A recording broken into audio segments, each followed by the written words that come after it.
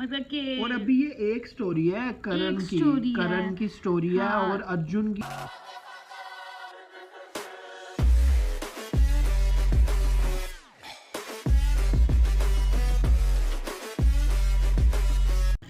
Hello अस्सलाम वालेकुम, क्या हाल हम लोग के? सब ठीक हो गए, खुश हो गए, बात भी हो गई। तो guys welcome back to our YouTube channel. बाकी हम जो जिस वीडियो पे रिएक्शन करने जा रहे हैं आज, उससे पहले यार एक रिक्वेस्ट कोमल की तरफ से कि अगर आप लोग चाहते हो कि हम टिकटॉक पे रिएक्शन दें तो कमेंट करके बताएं कि किस टिकटॉक स्टार पे हम रिएक्शन करें।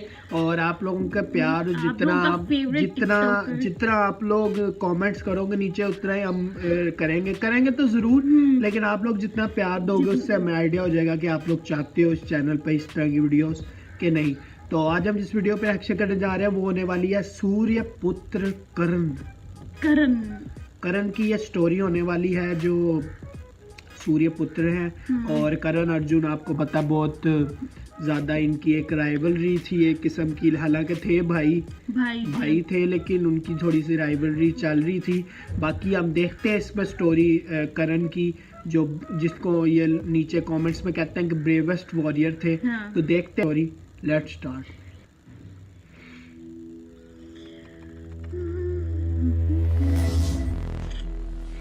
Idea can change your life.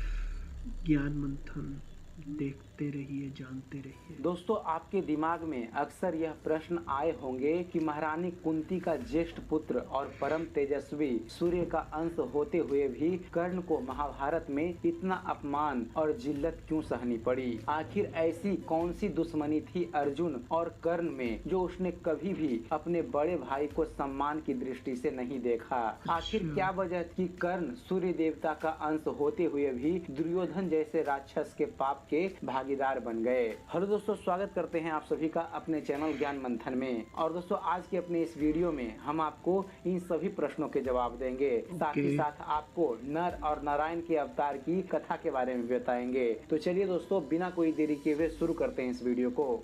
दोस्तों, जब किसी का जन्म ही विवादास्पद हो और आपको लगता है कि प्रत्यक्ष रूप से किसी के साथ अन्याय हो रहा है, तो जान लीजिए उसके साथ कोई ना कोई पूर्व जन्म का रहस्य अवश्य है। कर्ण के रहस्यमयी जन्म और मृत्यु का उत्तर भी महाभारत में कुछ ऐसे ही मिलता है। दोस्तों, त्रेता युग में दंभोरदाव नामक एक राक्षस हुआ करता था। उसने सूर्य देव की कड़ी तपस्या करके उन्हें प्रसन्न कर लिया और अमरता का वरदान उनसे मांगा। सूर्य देव ने अमरता का वरदान देने से साफ मना कर दिया। तब उसने कहा, तो फिर मुझे ऐसे एक सहस्त्र दिव्य कवचों की सुरक्षा दीजिए जिनमें से किसी एक कवच को केवल वही तोड़ सके जिसने 1000 वर्ष की तपस्या की हो, और जो भी कवच को तोड़ेगा वो तुरंत मृत्यु को प्राप्त हो जाए। सूर्य देवता जानते थे कि यह राक्षस मेरे वरदान का दुरुपयोग करने वाला है, लेकिन वह वरदान देने को मजबूर थे। अतः उन्होंने उस राक्षस को वह विचित्र वरदान दे डाला। सहस्त्र कवचों से सुरक्षित होने के बाद दंभोरदाव का नाम सहस्त्र कवच पड़ गया।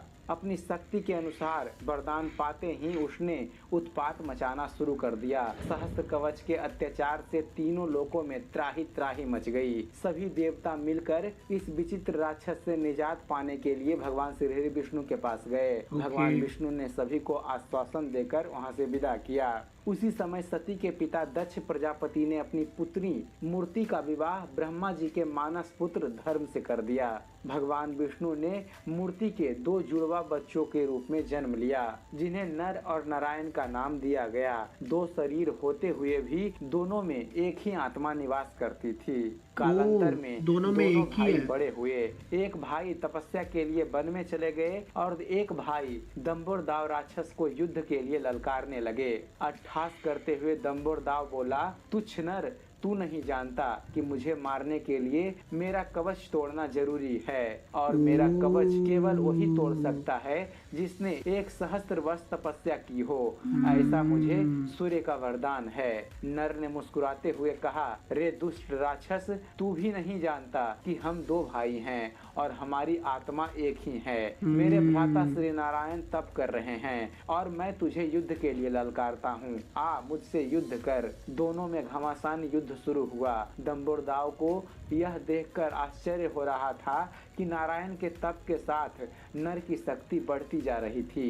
1000 वर्ष का समय पूर्ण होते ही नर ने सहस्त्र कवच का एक कवच तोड़ डाला, लेकिन कवच टूटते ही सूर्य के वरदान के अनुसार नर की मृत्यु हो गई। तभी नर का भाई नारायण सामने से दौड़ता चला आ रहा था। दोनों भाई जुड़वा थे, अतः सहस्त्र कवच यह देखकर दंग रह गया कि ये तो अभी मृत्यु को प्राप्त हुआ है, फिर कैसे दौड़ता चला आ रहा है। तभी उसने देखा कि नर का शरीर तो उसके सामने ही पड़ा था। वह नर का भाई नारायण था, जो अपने भाई की ओर दौड़ा चला वो रहा ट्विंस था। का है ना, तो वो उनको लगा कि वही है, लेकिन वो उसकी जो दूसरे जो थे ना उनकी डेथ हो गई थी। तुम्हें अपने भाई को समझाना चाहिए था, बेवजह ही यह मारा गया। नारायण शांति पूर्वक अपने भाई के पास बैठा और मंत्र पाठ किया। उसी क्षण नर उठ बैठा। यह देखकर सहस्त्र कवच आश्चर्य से देखने लगा। तब नारायण ने बताया कि उसने 1000 वर्ष तक शिव जी की तपस्या की है, जिससे उसे महामृत्युंजय मंत्र की सिद्धि हुई है। उसी के प्रभाव से उसने अपने भाई को जीवित किया है। अब नारायण ने सहस्त्र कवच को ललकारा और नर को तपस्या में बिठा दिया। 1000 वर्ष होने के बाद सहस्त्र कवच का दूसरा कवच भी टूट गया और नारायण की मृत्यु हो गई। तब नर ने आकर नारायण को पुनर्जीवित कर दिया। इस तरह यह चक्र चलता रहा और 999 बार युद्ध हुआ। एक भाई के मरते ही उसे दूसरा जीवित करके तपस्या पर बिठा देता। जब सहस्त्र कवच का आखिरी कवच बचा तो उसे लगा कि उसकी मृत्यु निकट है, अतः अपने प्राणों का मोह करके वह भगवान सूर्य देव की शरण में भाग गया। नर और नारायण दोनों उसका पीछा करते हुए सूर्य लोक पहुँचे और सहस्त्र कवच के पाप गिनाकर उसे मृत्यु दंड देने का आग्रह करने लगे, किंतु सूर्य देव शरणागत रक्षा करने की जिद पर अड़ गए। अंत गोतवा जब सूर्य देव नहीं माने तो नारायण ने सूर्य देव को श्राप दे दिया। हे सूर्य, जिन दुष्कर्मों के दंड से आप इस दुष्ट की रक्षा का प्रयास कर रहे हैं, आपको भी उन दुष्कर्मों का भागीदार होना पड़ेगा। इन कर्मों का फल भोगने के लिए आपको भी इस दुष्ट के साथ जन्म लेना पड़ेगा।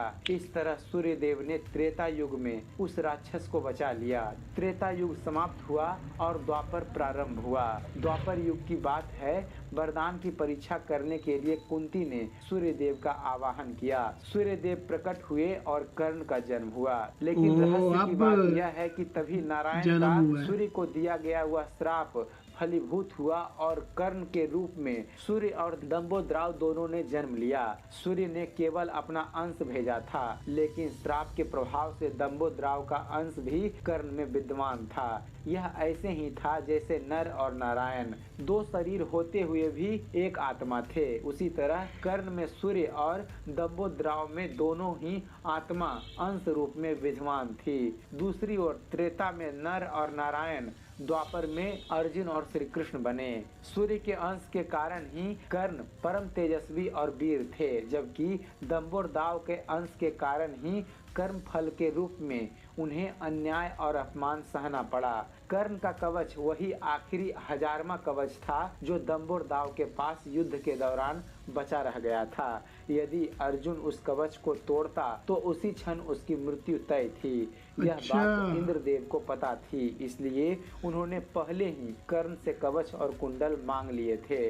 तो दोस्तों, अब आपको समझ में आ ही गया होगा कि आखिर कर्ण को अन्याय और अपमान क्यों झेलना पड़ा था। यह सब उनके पूर्ण जन्म के कर्मों का फल था जो उन्होंने त्रेता युग में किए थे। तो दोस्तों, उम्मीद करते हैं महारथी कर्ण पर बनाया गया हमारा ये वीडियो आप सभी को पसंद आया होगा। वीडियो पसंद आया हो तो वीडियो को लाइक और शेयर करना ना भूलिएगा। तो ये थी यार वीडियो, और मतलब कि यार कमाल ही वैसे था। और वो जो लड़े हैं 999 दफा उसका जो उन्होंने कवच जो तोड़ा है, उसके बाद हर उस कवच तोड़ने के बाद उनकी जो थी वो मृत्यु हो जाती थी। हिंदी में लफ्ज बोल रहा हूँ, मृत्यु हो जाती थी। और फिर उसके बाद उसका दूसरा भाई नर और नारायण जो दोनों थे वो उसको जिंदा कर देते थे, और फिर उसके बाद जब उनकी होती थी उनको जिंदा कर देते थे। 999 दफा ये इस तरह सिलसिला चलता रहा है। और फिर उसके बाद सूर्य पुत्र मतलब उन्होंने उनसे उनकी जो वो थी मदर थी, उन्होंने उनसे एक मांगा था सन, तो उन्होंने वो फिर इसकी करण हुए थे वहाँ पे, और उसके बाद अर्जुन हुए थे इस साइड पे। और मतलब कि यार कमाल स्टोरीज अगर आप पढ़ो तो महाभारत में, और हर किसी का हर करेक्टर की लादा स्टोरी चल रही है। करण की लादा चल रही है और अर्जुन की लादा चल रही है। करण जो था मतलब कि वो दुर्योधन की साइड पे होने के बावजूद भी वो एक हीरो है वहाँ के। और हालांकि दुर्योधन एक एवल साइड पे दिखाया हुआ है जितना मैंने नोटिस किया है, क्योंकि वो उन दुर्योधन के साथ ही वो शकुनी जो था, एक आंख वाले जो थे वहाँ पे, जो शकुनी मामा थे, मुझे यार नाम बड़ा लगता है, शकुनी मामा।